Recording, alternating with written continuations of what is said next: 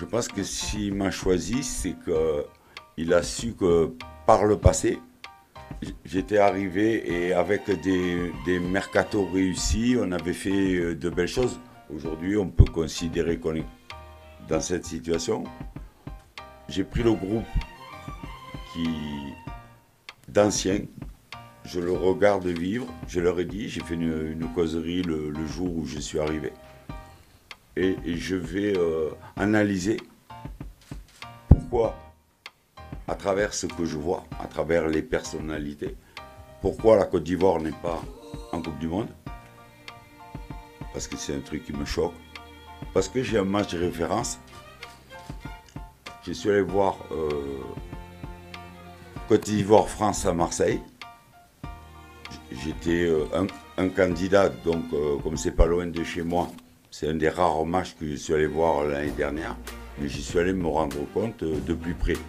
Et j'ai vu une équipe de grande qualité, avec des joueurs que je connais personnellement, comme Serge, mais d'autres joueurs comme Pépé, Zaha, Seri, que j'avais entraîné à Bordeaux. Bon, je connais pratiquement tous les joueurs. Et après le match, je me suis dit, il y a vraiment de la qualité. Donc qu'est-ce qui manque à cette équipe? Je suis en train, dans le stage, avec des discussions matin, midi et soir, avec les uns, les autres, pas que les joueurs, il y a les anciens qui sont là et qui m'aident beaucoup pour m'apprendre la culture, pour m'apprendre tout ce que je dois savoir et me faire gagner du temps. Et après, j'aurai encore 2 stages, un en septembre, un en mars, avant d'aller à la compétition, pour faire les petits réglages que je dois faire pour amener ce qui manque à cette équipe pour faire une grande CAN. Voilà. Non, c'était juste de savoir si la mission commando débutait dès demain face à la Zambie ou c'était le premier jour de la CAN. Donc elle est partie là. Là, c'est une première étape avec une équipe. Je considère ce stage comme une revue d'effectifs. Donc il y a 2 matchs à une semaine. Il y a des joueurs que je connais un peu moins. J'ai appris à connaître en vidéo, mais je préfère le contact humain. Connaître les gens, j'aime les voir jouer. Donc à la suite des 2 matchs, j'aurai une idée beaucoup plus précise. Mais bien sûr qu'on va jouer les 2 matchs pour les gagner, parce que oui, c'est la première pierre qu'on va mettre demain, en sachant que tout est nouveau. Le stade est nouveau, le président est nouveau, le sélectionneur est nouveau, donc il faut marquer l'esprit, il faut marquer les esprits. Vous n'avez jamais entraîné sur le continent africain, si j'ai évidemment bonne mémoire. Quelle est votre plus grande peur? Ma plus grande peur? Vous savez de quoi j'ai peur? De la maladie. C'est tout. Après, j'ai peur de rien. Je connais tous les joueurs. On me dit, c'est comme ça, on m'explique. Après, le terrain fait 100 mètres. On est 11 contre 11. Et on va jouer pour gagner. Oui, allez-y, vous avez une... Oui, coach. La fédération, dans son appel d'offres, a mentionné choisir un Ivoirien comme votre adjoint direct. Et là, vous êtes arrivé avec un adjoint. Dis-nous réellement qui est votre adjoint direct.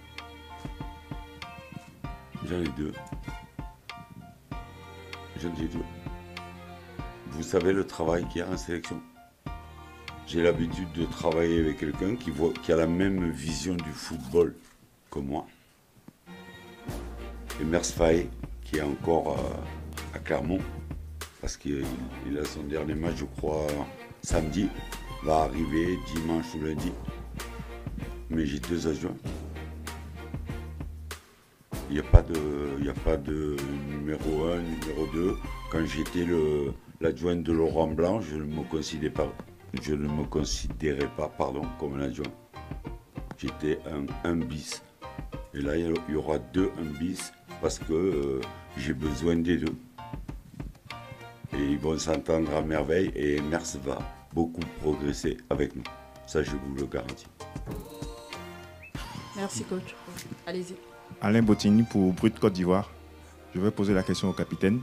Nouvel entraîneur et fondamentalement, est-ce qu'il y a quelque chose qui a changé ou on a réussi quand même à avoir une discussion avec le coach sur beaucoup de choses qui pourront nous faire progresser à l'avenir. Je pense qu'on est tous dans le même objectif.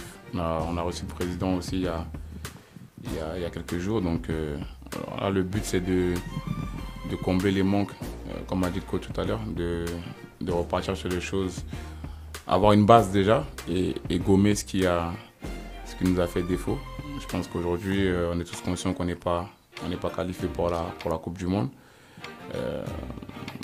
On a fait une bonne impression à la CAN, mais je trouve qu'on pouvait faire mieux, même si on perd au tir au but. Donc voilà, il y a des progrès, il y a beaucoup de choses à améliorer. Et la venue du coach aussi nous permettra avec son expérience, de nous faire progresser. Donc voilà, on est à quelques mois d'organiser la CAN chez nous. Je pense que le plus important, c'est de constamment progresser. Et aujourd'hui, c'est un nouveau départ pour tous. Donc on est tous dans le même bateau. Faut essayer juste d'avoir les mêmes idées pour arriver à l'objectif.